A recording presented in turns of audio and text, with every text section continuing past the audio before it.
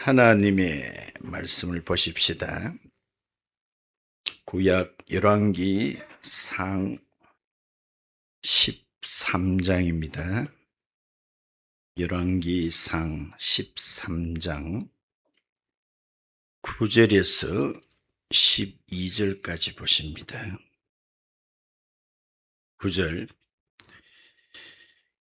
이는 곧 여호와의 말씀이 내게 명령하여 이르시기를 떡도 먹지 말며 물도 마시지 말고 왔던 길로 되돌아가지 말라 하셨음이니이다 하고, 이에 다른 길로 가고 자기가 베델에 오던 길로 되돌아가지도 아니하니라. 베델에 한 늙은 선지자가 살더니 그의 아들들이 와서 이날에 하나님의 사람이 베델에서 행한 모든 일을 그에게 말하고, 또 그가 왕에게 드린 말씀도 그들이 그들의 아버지께 말한지라. 그들의 아버지가 그들에게 이르되 그가 어느 길로 가더냐 하니, 그의 아들들이 유다에서부터 온 하나님의 사람의 간 길을 보았음이라. 아멘. 도회지에서 공부하는 학생이 아버지에게 편지를 씁니다. 아버지,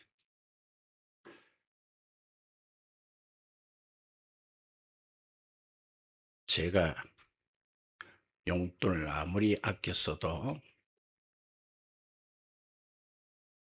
도회지의 생활비가 만만치 않네요. 그러니 아버지, 이달에 용돈 댁으로, 생활비 댁으로 한 20만 원만 꼭 붙여주세요. 아버지께서도 매우 어려우신 줄 압니다마는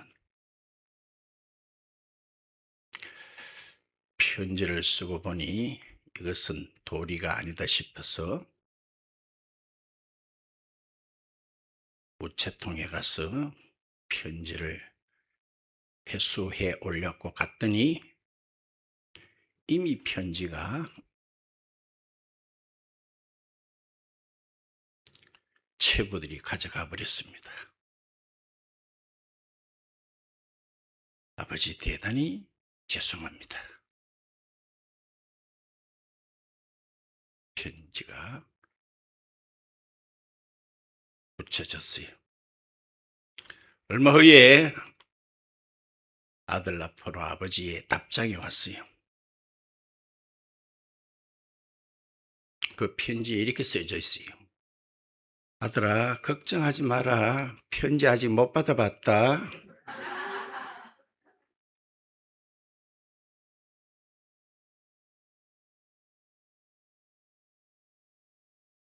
걱정하지 마라. 애비가 아직 편지를 못 받아봤단다.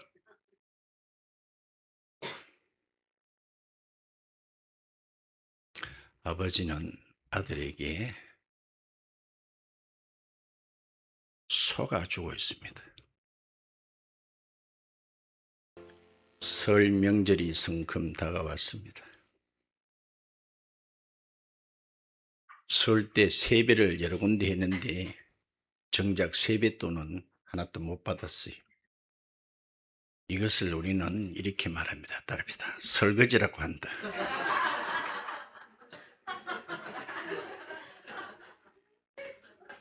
설거지가 되지 않도록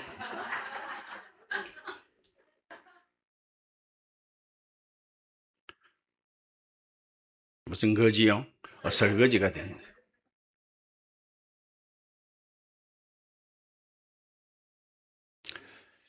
형사 콜롬보라는 말을 혹 들어본 적 있는지 모르겠네요. 형사 콜롬보는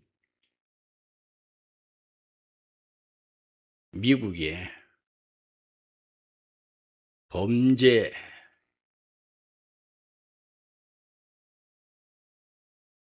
수사 추리 드라마로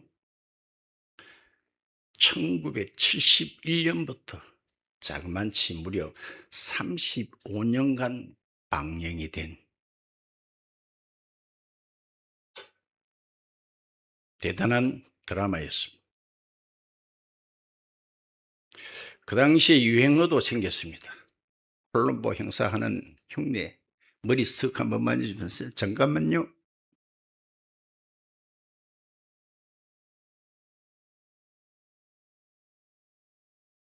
이 범죄 수사 추리,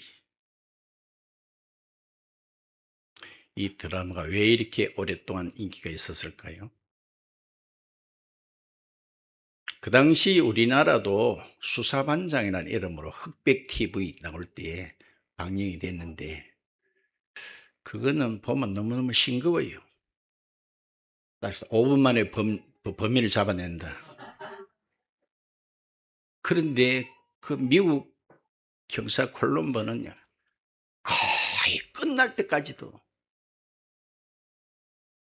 시청자 각자는 이 사람이 범인일 것이다, 저 사람이 범인일 거다 하지만은 영 엉뚱한 데서 범인이 드러나는 그 어떤 스릴이랄까요.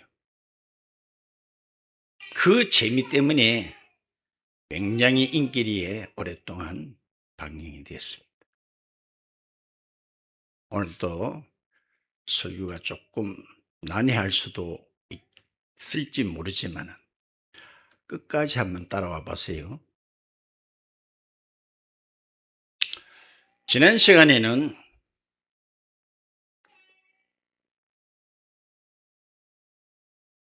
이스라엘이 드디어 남과 북으로 나눠졌습니다. 남쪽의 왕은 르흐보암이고 북쪽의 북이스라엘의 초대 왕은 여로보암이었습니다. 이 여로보암이 왕이 되자 하나 걱정이 생겼습니다. 그것은 이 백성들이 하나님의 절기가 되면은 성전은 남쪽에 있는 예루살렘에 있기 때문에 윗사람들이 그쪽으로 가다 보면은 그쪽 동네 이야기도 자꾸 듣게 되고, 또 너 왕은 나쁘다 등 안 좋은 소리가 들리면 이 백성들이 다 나를 저버리고 남쪽으로 갈 수도 있겠다 싶어서 그의 국리 끝에 생각해낸 것이 북쪽에서도 제단을 2곳이나 만들었습니다.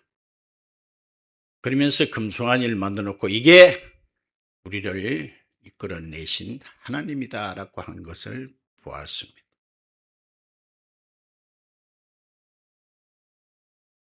자, 오늘 이 북쪽 왕인 여로보암이 어떤 일을 했는데 대해서 제가 처음부터 다 읽으면 좋겠는데 그럴 시간이 없어서 생략했습니다마는, 이 여로보암이 자기가 만든 제단에 직접 침례를 하려고 합니다. 왕이 되면 자기 마음대로 다 해도 된다 하는 생각이 드는가 봐요. 이때 어떤 사람이 나타나더니 왕을 호되게 야단합니다. 왕이요, 당신이 이 제사를 침례할 수 없습니다. 그러니까 이 왕이 그 선을 보고 용서하세요. 저 새끼 잡아라. 그러자 이 손이 굳어버려요. 손을 그다 들 수가 없어요. 그러자 이 왕이 뭔가 잘못됐다는 생각이 들자 그 사람에게 당신이 하나님께 기도하여 이 손이 풀리도록 해달라고 부탁을 하는 일. 이야기 들었으니까 한번 잠깐 봐도 될 것 같아요. 13장 1절입니다. 보라, 그때에 하나님의 사람이 여호와의 말씀으로 말미암아 유다에서부터 베델에 이르니 마침 여로보암 왕이 제단 곁에 서서 분향하는지라.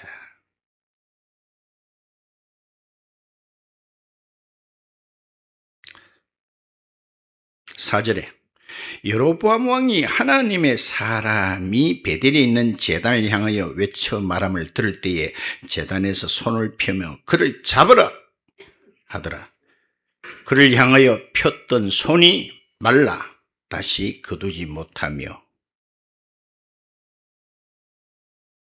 6절에 왕이 하나님 사람에게 말하 이르되 청하건대 너는 나를 위하여 네 하나님 여호와께 은혜를 구하여 내 손이 다시 성하게 기도하라. 하나님의 사람이 여호와께 은혜를 구하니 왕의 손이 다시 성하도록 전과 같이 되니라.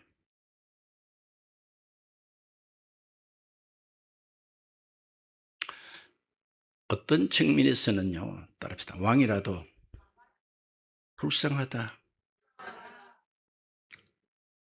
자기는 하나님을 모릅니까? 그런데 네 하나님, 자기에게는 하나님이 없는가 봐요. 네 하나님께 기도하여 내 손이 오라진 거 펴지도록 좀 해달라는 거. 따릅시다. 지는 기도도 할 줄 모른다. 이제 손이 회복되자 이 악한 왕도 고마움은 아는가 봐. 그래가지고 이 사람에게 우리 집에 가자. 들어가면 내가 거기에 대해서 보답을 하겠다. 음식도 제공하겠다. 7절에 왕이 하나님의 사람에게 이르되 나와 함께 집에 가서 쉬라. 내가 너에게 예물을 주리라.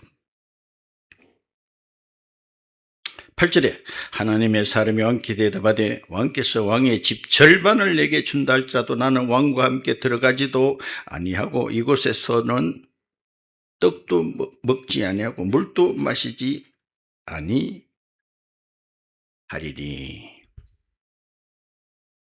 왕의 호응에 단호하게 거절했습니다. 왜 거절을 했을까에 대해서는 물론 하나님께서 가지 말라라고 했습니다만은 거기에 만약 같이 참여했다면은 우상 숭배를 하는 동조자가 될 수도 있겠지요.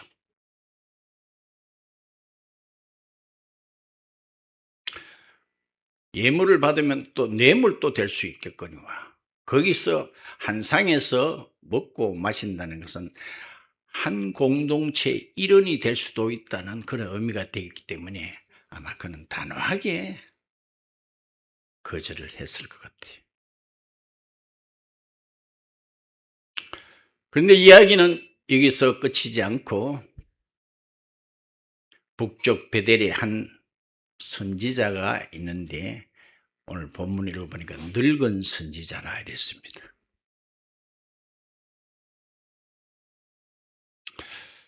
이 집의 아들들이 아버지에게 이렇게 말합니다. 아버지, 최근에 여로보암 왕이 제단에서 집례를 하려고 하는데 어떤 사람이 와서 그것을 호되게 책망하는 일로 왕이 잡아라! 그 바람에 왕의 손이 말라 굳어버렸습니다. 그런데 그 일로 그 사람이 기도함으로 손이 풀렸고 또 왕이 고마워서 자기 집에 초대를 하려 했는데 이 사람이 거기에 대해서 단호하게 거절한 그런 이야기를 우리가 소문으로 들었습니다.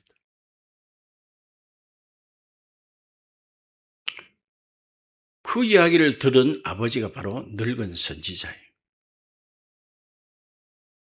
이 늙은 선지자가 이 사건에 개입함으로써 내용은 엉뚱한 곳으로 가고 있습니다. 그래서 아들에게 물어요.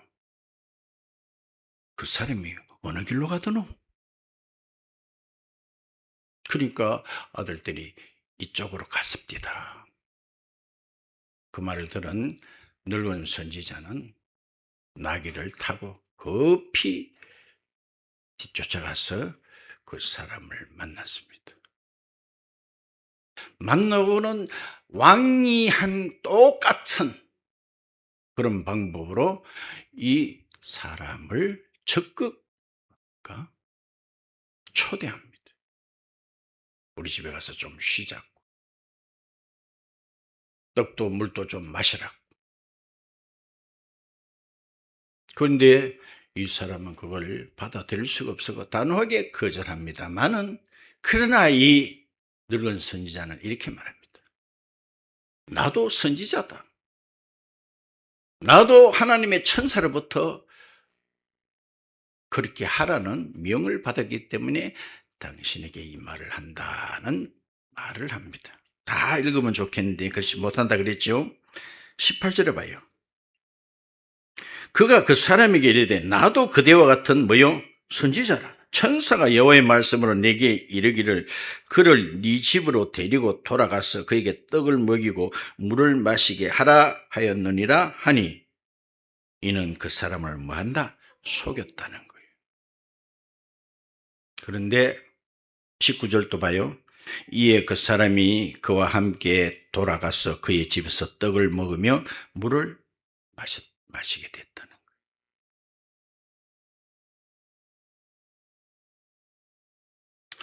그런데 혹시 이 내용을 아실지 모르겠어요. 그 결말은 너무나 비참하게, 너무나 억울하다 할까요? 너무 아이러니하다 할까요? 이 사람이 돌아가는 길에 사자가 달려들어서 물어 죽이는 일이 발생했습니다. 그러면 여기서 우리는 어떻게 말씀드리면 되나요? 여러분, 순종은요, 일부분만 하면 안 됩니다. 100% 완전하게 해야 됩니다. 그래야 사자에게 안 찢깁니다. 그렇게 해도 한편의 훌륭한 설교가 될 수 있다고 봅니다. 결국 이 사람은 사자에게 물려서 한순간에 시체로 변했습니다.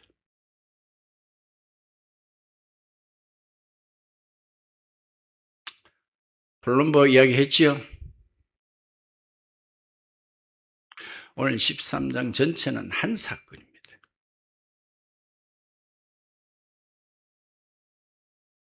그런데 이 일로 인해서 이 늙은 선지자, 여기서 좋게 표현하는 게 아닙니다. 늙었다는 것은 속된 말로 좀 타락했다 할까요? 좀 막 빠졌다 할까요?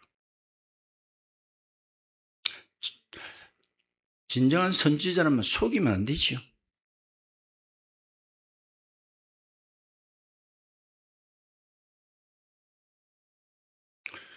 그런데 이 늙은 선지자에게 엄청난 변화가 일어나게 됩니다. 자, 죽었습니다. 24절에 이에 그 사람이 가더니 사자가 길에서 그를 만나 물어 죽이매 그의 시체가 길에 버림받으니 나귀는 그 곁에 섰고 사자도 그 시체 곁에 서 있더라.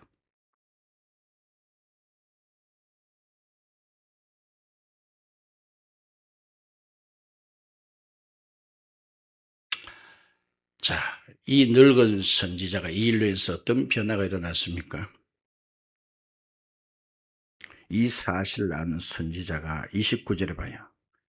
늙은 선지자가 하나님의 사람의 시체를 들어 나귀에 실어 가지고 돌아와 자기 성읍으로 들어가서 따라합시다. 슬피 울며 장사되 곧 그의 시체를 자기의 묘실에 두고 오호라 내 형제 하며 그를 위하여 따라합시다. 슬피 우니라. 슬피 우니라. 그래요. 이 본문에서 결론을 어떻게 지어야 될까요?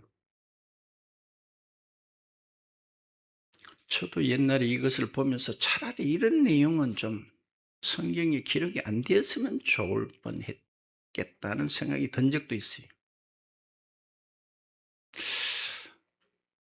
이 사람이 말로가 사명을 감당하고 말씀을 전한 후에 그 결과가 비참하게 끝난 것에 대해서 어떻게 생각을 하면 될까요? 그런데 오늘 이 사람에 대해서 우리가 좀 주목을 해야 될 필요가 있다는 거예요. 자, 이 사람을 두고 오늘 성경 다시 봐요. 1절에 이런 말이 있죠. 보라 그때에 누구 하나님의 사람이라고 그랬어요. 4절에 여로보암 왕이 누구요? 하나님의 사람이. 5절에 누구요? 하나님의 사람이. 6절에 왕이 하나님의 사람에게. 6절 끝부분에도 하나님의 사람이 여호와께 은혜를 구하니. 그렇게 있죠. 12절 본문에도 하나님의 사람이란 말이 나오고 14절에도 하나님의 사람. 오늘 읽은 29절에도 늙은 선지자가 누구요? 하나님의 사람. 이러면 눈치를 좀 채울 수 있을까요? 분명히 이 선지자의 이름은 성도 이름도 한 번도 언급하고 있지 않습니다. 다만 계속 9번, 10번 하나님의 사람, 하나님의 사람.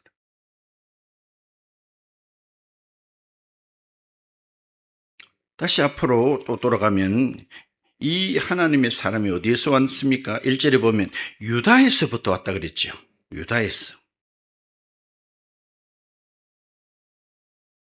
그러면서 2절 중간에 보시면 따릅시다. 다윗의 집에 심지어 요시야라는 사람은 이 사건 후 한 300년 후에 나타날 사람인데 이 예언적으로도 말하고 있습니다.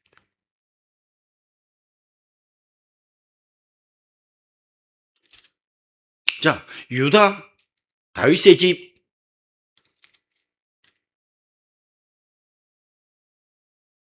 다시 오늘 12절을 보니까 12절 끝에 봐요. 하나님의 사람이 따릅시다. 간 길. 이게 오늘 설교 제목이에요. 하나님의 사람이 간 길. 자, 어쩌면 좀 은혜가 덜 될 수도 있어요. 재미가 좀 덜 될 수도 있어요.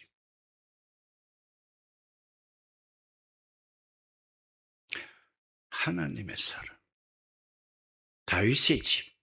유다에서. 누굴 지칭할까요?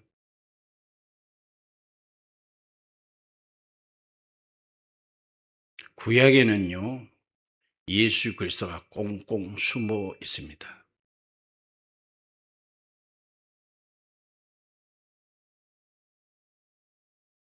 아무나 하나님의 사람이라고 부르지 않습니다. 니고데모도 밤중에 예수님께 찾아와서 이리 말하죠. 선생님, 제가 쭉 지켜봤는데요.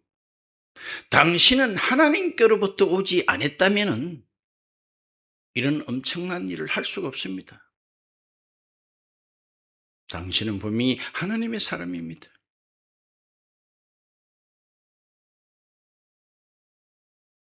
그래요. 읽은 가운데 그 늙은 선지자가 이 하나님의 사람을 속였다고 일하는데 오늘 결과를 보면요. 결과를 보면 따릅시다. 쇠기 킨 게 아니고 속아 주었다.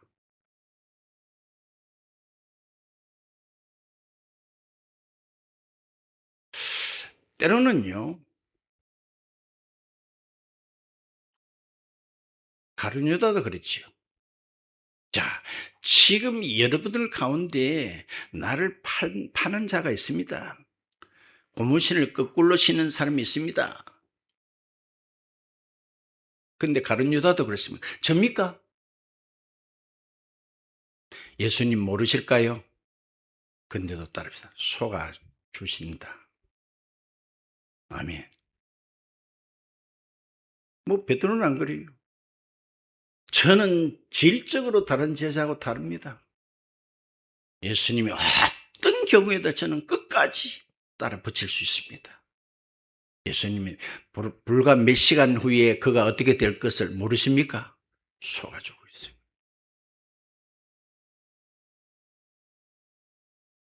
나귀를 타시고, 오늘 나귀 이야기도 몇 번이 나옵니다. 나귀를 타시고 예루살렘 입성할 때에 무리들이 대대적으로 환영을 합니다. 그러나 몇 시간 후에 그가 어떻게 될 걸 당신 모르십니까? 속아주고 있다는 거예요. 속아주고 있다는 거예요. 오늘 속아서 이 하나님의 사람이 죽었기에 이 늙은 선지자가 변화가 일어났다는 거예요. 슬피 울면서 아들에게 유언을 합니다. 야들아, 내가 죽고들랑 내 뼈다구를 이 하나님의 사람 뼈다구 옆에 두라고 했지요? 했지요? 말씀 다 드렸어요. 여러분은 그분을 속여본 적 없으세요?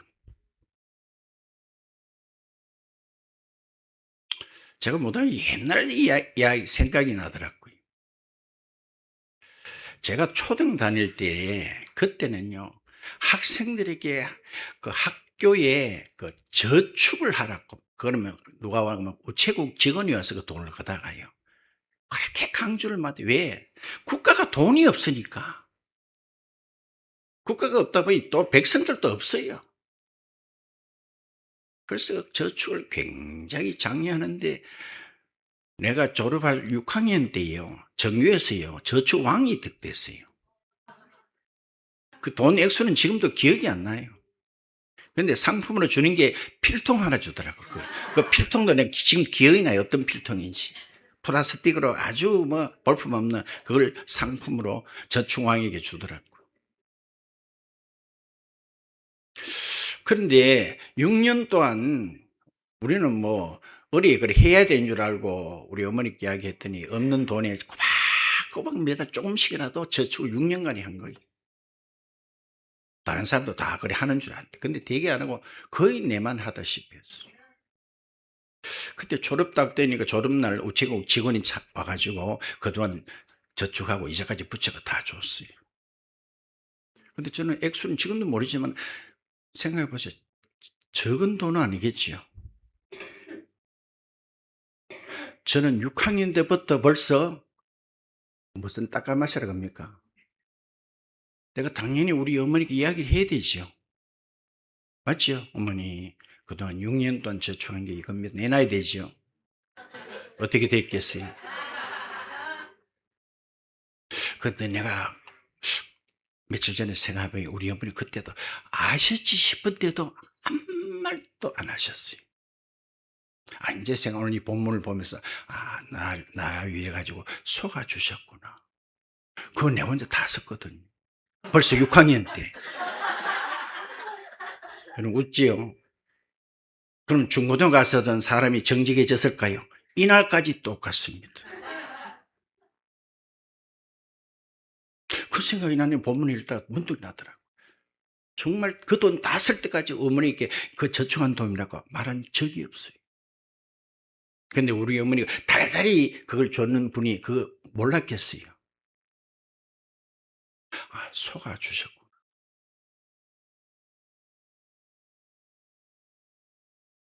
내 치부를 드러냅니다. 교직에 가서도요.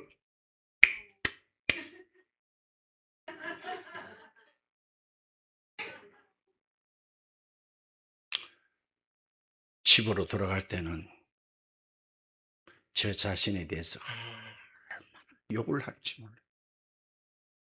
이 XX 새끼야. 니도 인간이가. 거의 타내려면 또 그 집에 간다. 여러분은 안 가겠지만 나는 그랬어요. 또 탈탈 털리고 집에 갈 때는 어떤 생각했겠어요? 그때도 하나님은 속아주시더라고요. 속아주셨어. 저 나름대로 오늘 이 본문이 굉장히 은혜가 되었습니다. 굉장히 은혜가 되었어요. 쉐기킨 게 아닙니다. 응? 단호하게 절대로 가지 마라.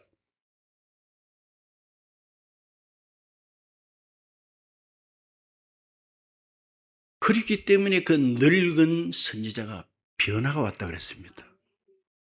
전혀 변하지 않을 것 같은 북이스라엘 혹은 여로보암. 얼마나 안 변합니까? 다시 한번 봐요. 33절에 가봐요. 여로보암이 2일 후에도 그의 악한 길에서 떠나 돌이키지 아니하고. 이게 인간이다. 따릅시다. 여러분, 그 새끼는 나쁜 놈이네. 따릅시다. 우리는 안 나쁘지요? 말해봐요. 우리는 안 나쁘지요? 그래서 자주 하는 말, 인간은 만만치가 않다.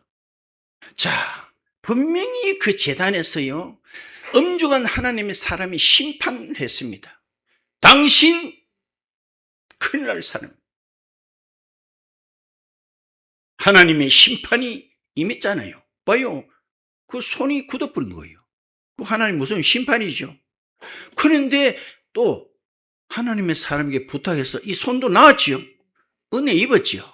따릅시다. 은혜 입어도 안 된다. 이 인간이 인간. 이게 북이스라엘이요. 여로보암이요. 늙은 선지자입니다. 저 여러분 심판 모릅니까? 은혜 한두 번 받았습니까? 그래도 봐요. 안 떠났다는 거예요. 오늘 저와 여러분들이 바로 늙은 선지자입니다. 저와 여러분이 북이스라엘이요. 여로보암입니다. 도무지 안 되는 훈련시키고 교훈하고 수양시키면 될 것 같았으면 그분은 절대로 십자가에 돌아가시지 않습니다. 안 되기 때문에. 안 되기 때문에. 맞습니까? 좋은 말 하면 다 됩니까? 꿀밤 주면 됩니까? 안 돼요. 우리는 죽는 그날까지. 여러분은 되겠지만 난 안 돼. 죽는 그날까지. 심판도 은혜도 처음에도 오늘 34절 뭐랬죠? 여로보암 여전히 거기에서 떠나지 않아요. 우리는 예수 믿고 난 뒤에 다 떠났지요. 변했지요. 오늘 하나님의 사람 분명히 누구라고 말은 안 하지만 우리는 은연 가운데 그분을 추리할 수가 있습니다. 그분은 하나님의 사람입니다. 하나님의 사람. 그분은 유다로부터 왔습니다. 그분은 다윗의 씨로 왔습니다. 죽어졌기 때문에. 안 죽었으면 북이스라엘 여로보암 그 늙은 선지자 변할 리가 없습니다. 변할 리가 없습니다. 오늘 이 시간 그 늙은 선지자가 달았고 달아 빠진 게 바로 접니다. 바로 접니다. 심판도 은혜도 체험 다 해봤지만 여전히 변하지 않아.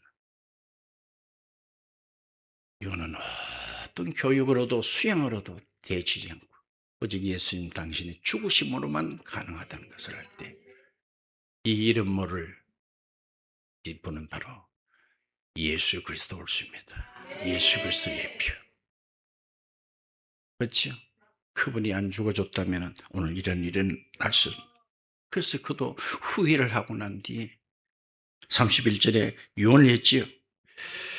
그 사람을 장사한 후에 그가 그 아들들에게 말하여 이르되 내가 죽거든 하나님의 사람을 장사한 묘실에 나를 장사하되 내 뼈를 그의 뼈 곁에 두라.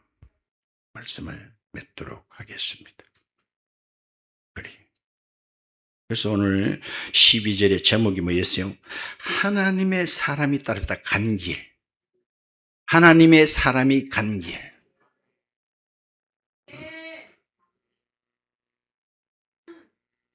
사도 바울도 그런 말을 했습니다. 나는 예루살렘에 죽으러 간다 그랬어요. 죽으러. 예루살렘 가서 순교했습니다. 예수님도 예루살렘 입성 가는 것은 대대적인 환영받으러 가셨습니까? 저와 여러분을 위해서 죽으러 가신 거예요. 그게 뭐요? 하나님의 사람의 간 길. 맞지요? 하나님의 사람이 간 길.